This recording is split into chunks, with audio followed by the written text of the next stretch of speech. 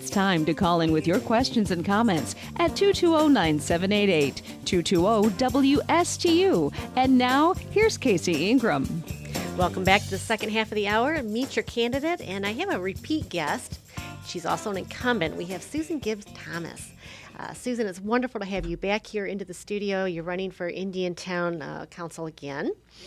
And a lot of topics to cover, but you were the first mayor Yes, of ma'am. Indiantown, and so you have been in there since the very start. Yes, ma'am. And just to let people know, the village of Indiantown was incorporated in December 2017, and the first election was held March 13, 2018, and each seat is up 4 years. So here's your 4 years, right? Yes, ma'am. Before we get into the show, though, and I have a lot of topics I want to cover, I have to thank my sponsors. Indiantown Marina. Folks, it is hurricane season, and as you know, the best time, and it's so important to make sure you have a safe place to keep your boat in the event a hurricane should come ashore. And really the best thing you can do is reserve your spot now. Once a hurricane is named, the chances of finding safe harborage in this town is pretty much zilch. So you can get a reservation out there at Indiantown Marina. Super safe. It's one of South Florida's best boat storage facilities, and it's located inland on the Okeechobee Waterway. A very well protected hurricane hull, probably one of the best you're going to find. And you can give the good folks at Indiantown Marina a call at 772-631-3272.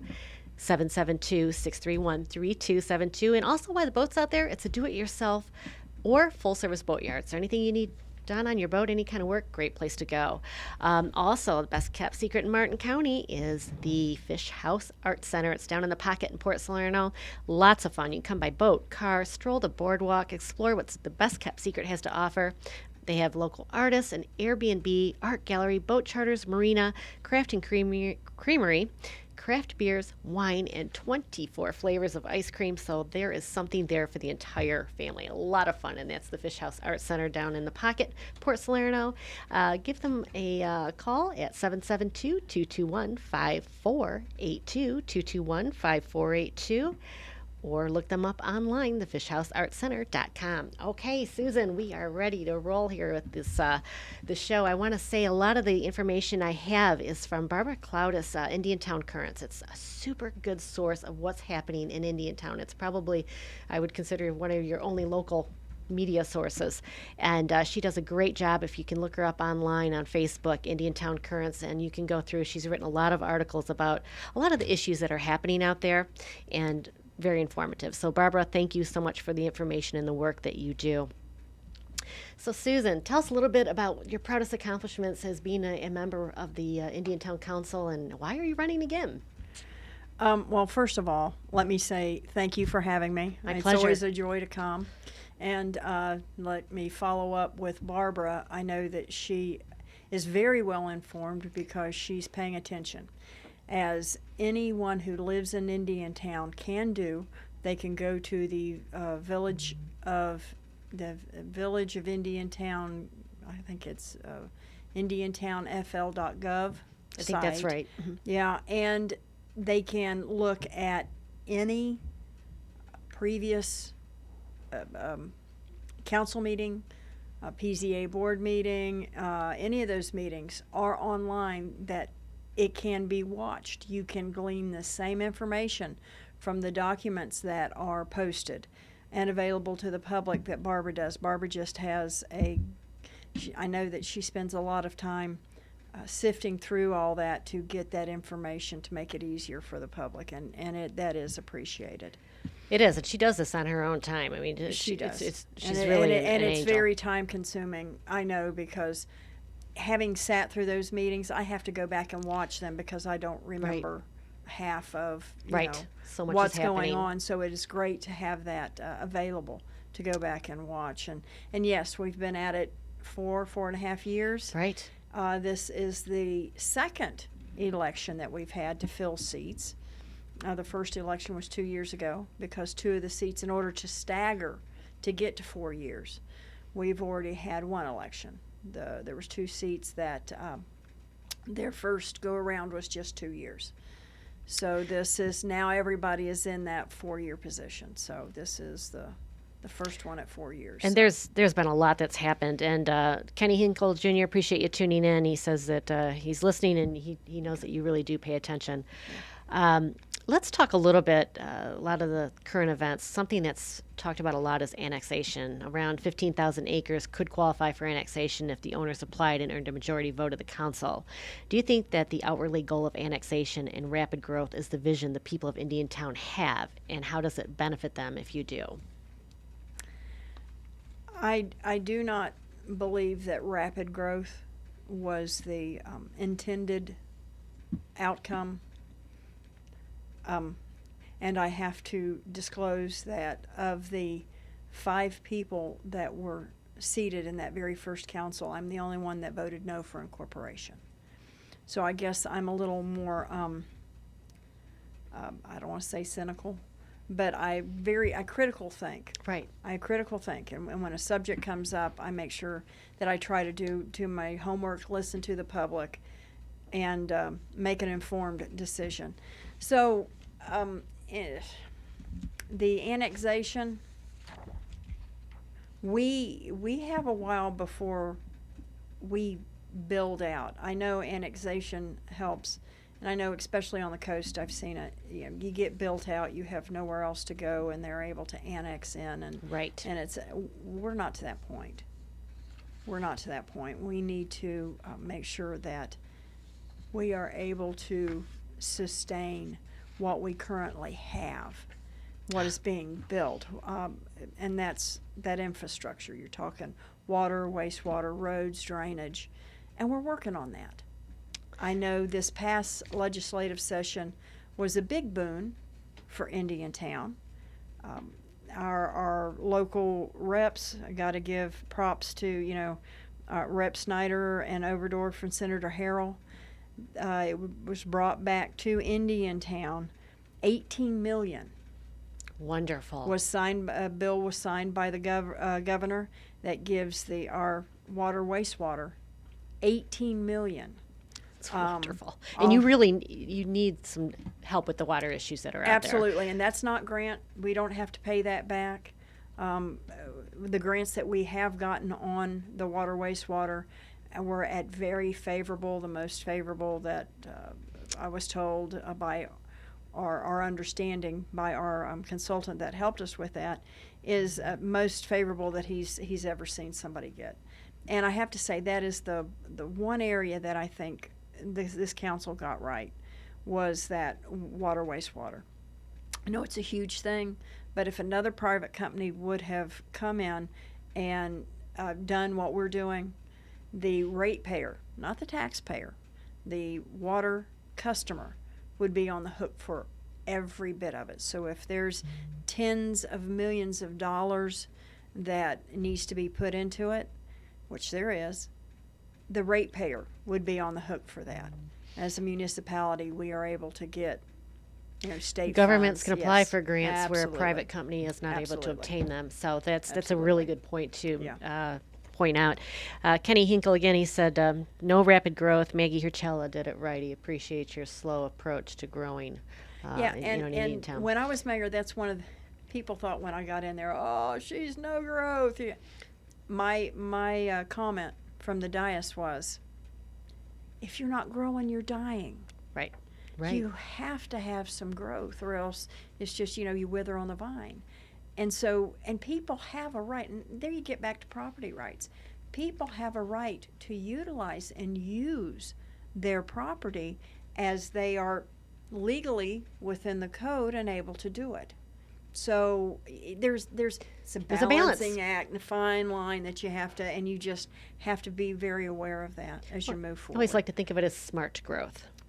Yeah, and that could mean so many different things to so many different people. You're right. It is Yeah. one of those things, Yeah. but hopefully, again, I know that was one of the concerns of one of the residents is, how can the village take on rapid growth approach when the infrastructure's not in place? You got to Absolutely. be smart about it. Put the infrastructure in place first, then Absolutely. grow.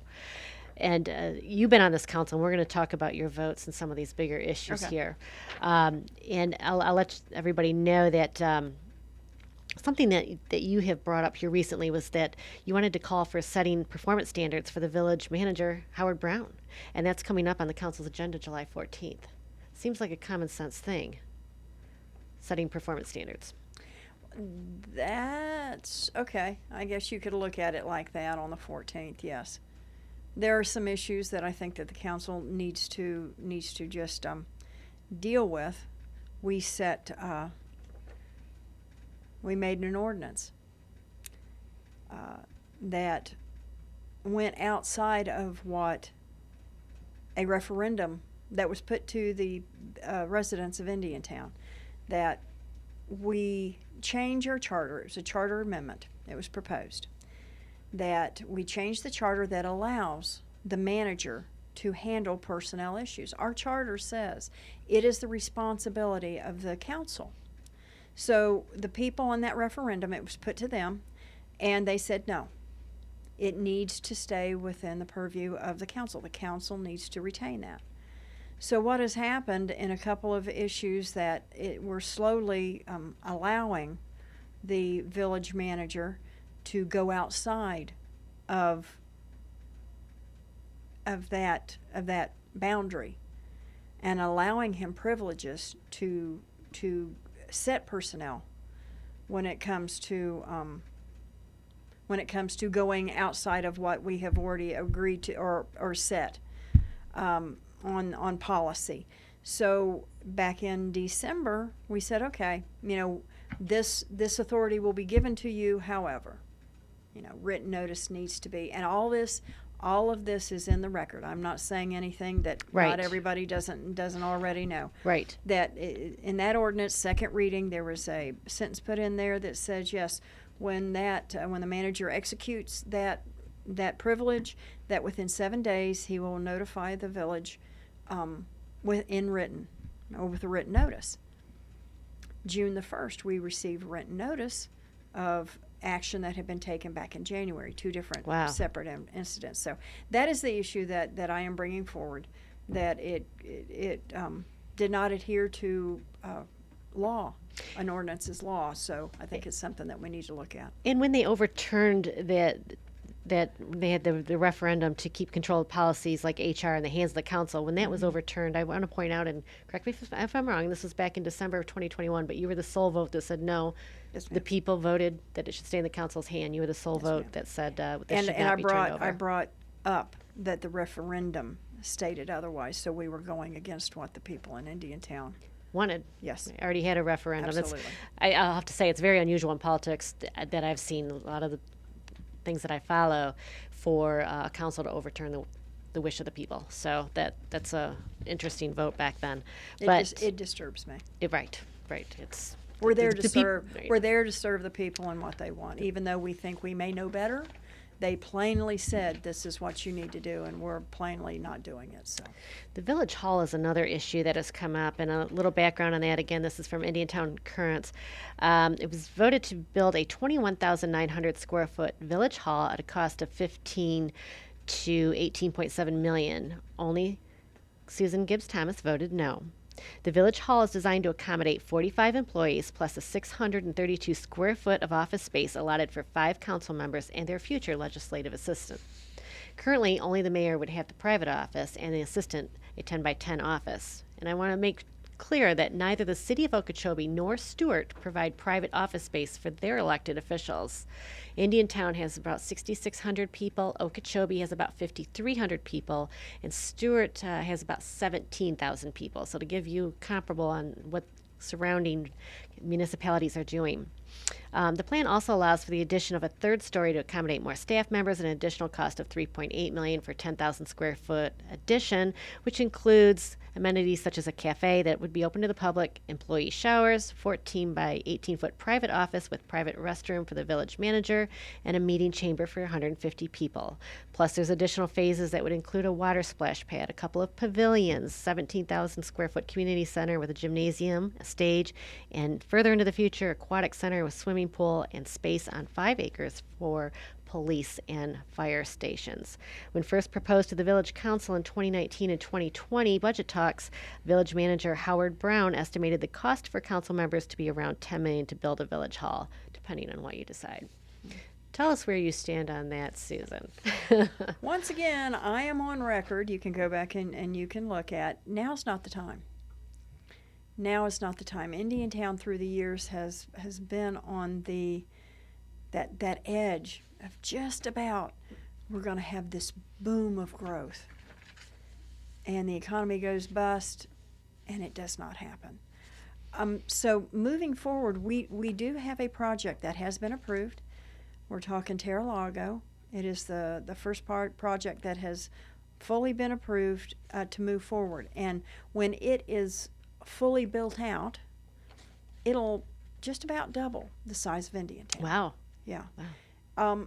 But we're talking, 20 years down Right. the line when it actually is built out. But I can see the wanting to accommodate for future growth, because growth is coming to Indiantown. That's only one project. Right. Right. That's only one. So we're looking at, if we double size there, then we have another project come in.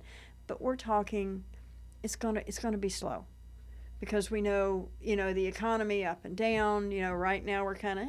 That's right. We don't know which way it's going to go. That's right. So once again, now's not the time. I think we're good where we're at. It's adequate. It's not a Taj Mahal, Right. but it meets the need, and I am comfortable. I'm a frugal person.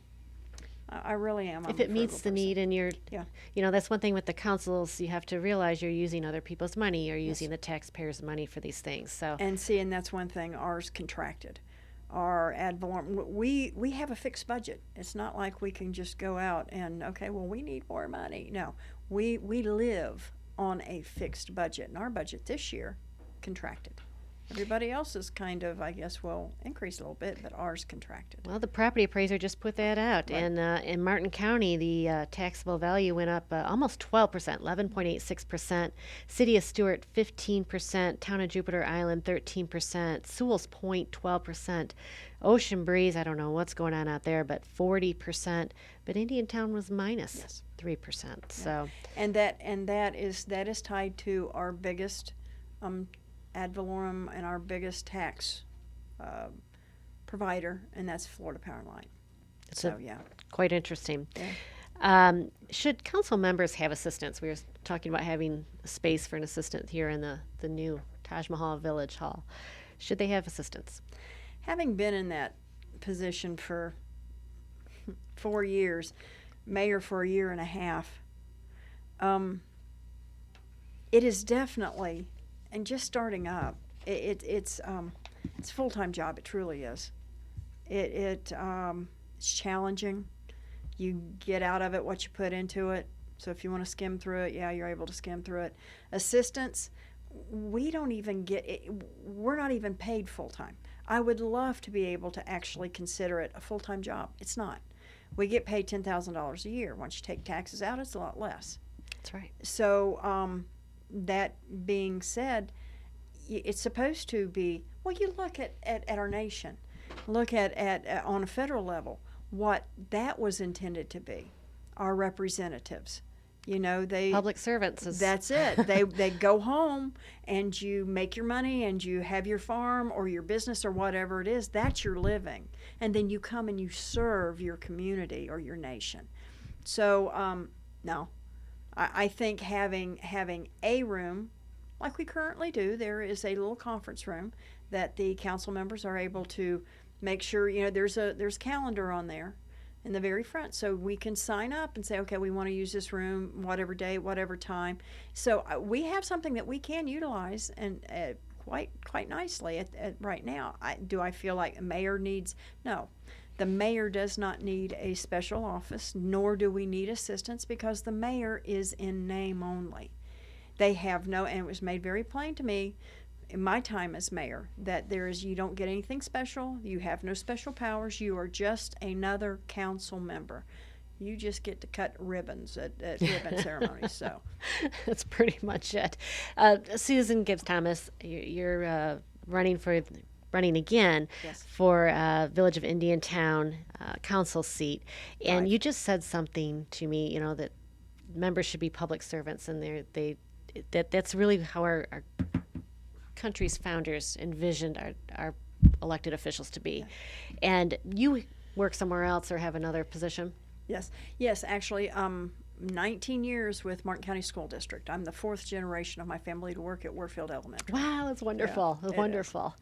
I just think it's wonderful. Folks, you can go onto the Village of Indiantown and look at these candidates' filing papers.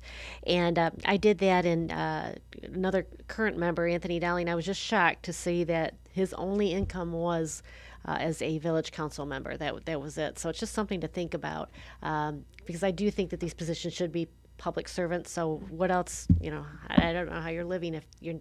It's not a public servant if that's your main job. Let's put it that way. So you can go online. You can look at all the different candidates and their filing papers and what they do. I suggest you do that. Vet your candidates. Know who you're voting for. Susan Gibbs Thomas, I'm so appreciate you coming in to give us a little better idea of who you are. And people also with you have a voting record because you're an incumbent. So I think that they know a lot where you stand. Let's talk a little bit about the village water utilities. It's a 50-year-old system, and that was something that initially the residents were promised to have their rates cut by about 20%.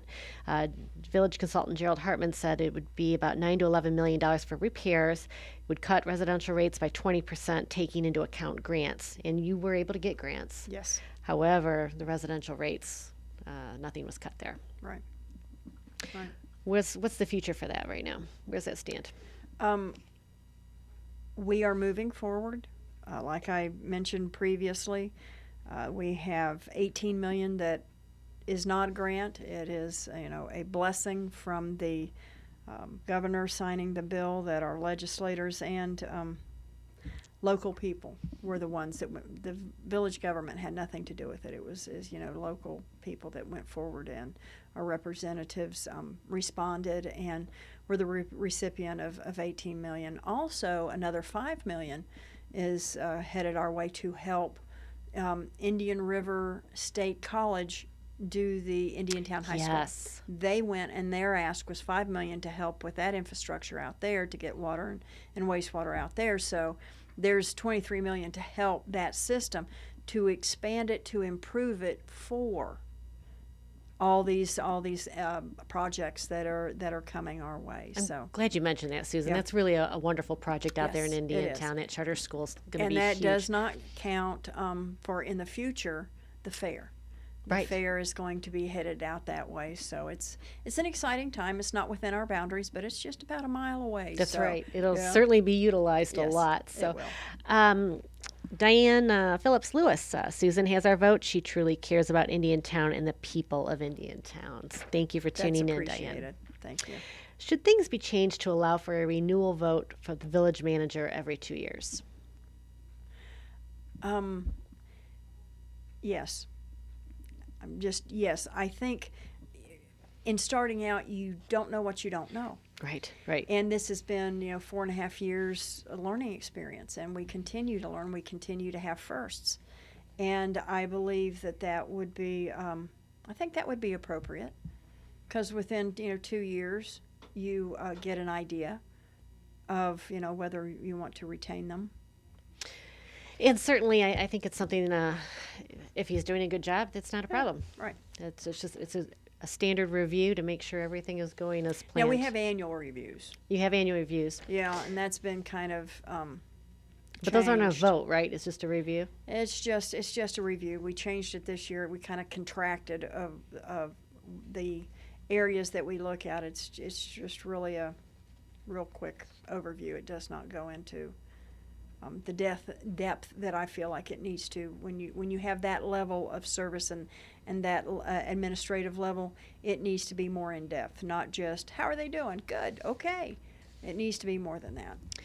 Well, Susan Gibbs Thomas, one of the first times I met you was through the fire station. Almost called a debacle at this point, but it's also concerning to me when I read that that's in the future space of where the village hall is going to be to put fire stations out there. So, are we planning on pulling Martin County Fire Rescue out of there, in the future anyway? What is going on there? You were there. You fought hard. Yes, you ma'am. had a meeting in the park for the Yes, ma'am. residents to voice their opinions, and listen and learn, yeah. overwhelmingly that day they did not want to give up the Martin County Fire Rescue. Absolutely, and thank you for being out there that day. My pleasure. It was a good day, and I'm proud to say this is another first, I believe, in our growing and experiencing and in this campaign. I'm proud of the endorsement that I've received from the Firefighters Union, Local Professional Firefighters of Martin County, IAFF Local 2959. I have their endorsement, and that Congratulations. is thank you. Yes. That is amazing to me, and I appreciate their service in our community. And I've said it before, and I'll say it again. That is the one issue that I have dealt with in the 4.5 years on that council that I actually worried about and lost sleep over, because that is truly life or death. It is. It is, and the road that we were headed down on our own, we would not ever have been able to provide the service that is provided to us by our firefighters, our EMTs, that we currently have. There's no way we could replicate that. The level of service that Martin It's County just Fire Rescue amazing. provides it's top notch. It is. And It is, and we appreciate it. that was a huge deal. And in the end of it prevailed. Martin Yes, County it Fire did. Rescue's out there, but I do worry that they're setting land aside for fire rescue out there. I hope it doesn't come up again. Well, they have land So. out there for a pool too that I don't think is real appropriate. So Right. we'll There's, see. There's a lot of things, but that's what Right. elections are for, folks, and this is who Absolutely. you vote for. These things are certainly not set in stone. Susan Gibbs Thomas, if people want to reach out to you, ask you questions, support your campaign, how can they reach you? The IndiantownFL.gov site has contact information, phone number, and text me, email me. There's an email on there too. Give me a call. Absolutely. If I don't answer my phone, it's not that I'm ignoring you. Leave me a message and I will get back to you. Absolutely. It's absolutely wonderful. If you support our campaign, and make sure to reach out. And I know you have a nice Facebook page as well, so you can reach out to you through different venues. But also, Angelina Perez will be on the show next. Meet Your Candidate from Indiantown. It'll be July 27th. Everybody was invited, but I was very appreciative, and I'm glad to have these 3 candidates on. Get to know you all a little better. And we do have a forum with all the candidates tonight, this evening in Indiantown at 6 o'clock at the Civic Center. Perfect. I'm so glad you yeah, mentioned that. Come on out, and you have an opportunity to hear everybody there. Those are the best events because you get to speak with the Yes, people and absolutely. see what their mannerisms are and really Absolutely, yeah. see where their heart is sometimes. So, again, Susan Gibbs Thomas, she's running for seat 5 out in Indiantown. I appreciate you coming into the studio back here to my little humble studio. Appreciate the opportunity. It's been a lot of fun. I wish you a lot of luck, and I wish we had a little more time to talk about the future. But like I said, you're an incumbent. People know how you vote. They know who you are. So I think things are shining out there for you. So Hopefully we can come back. that's right. That's right. The people will vote. Make sure you do and vet your candidates. Susan Absolutely. Gibbs Thomas again, Indiantown, seat 5. We'll see you next week. Actually, next week is going to be a pre-recorded show with Jeff Bongiorno, and then we'll be back live on the 20th.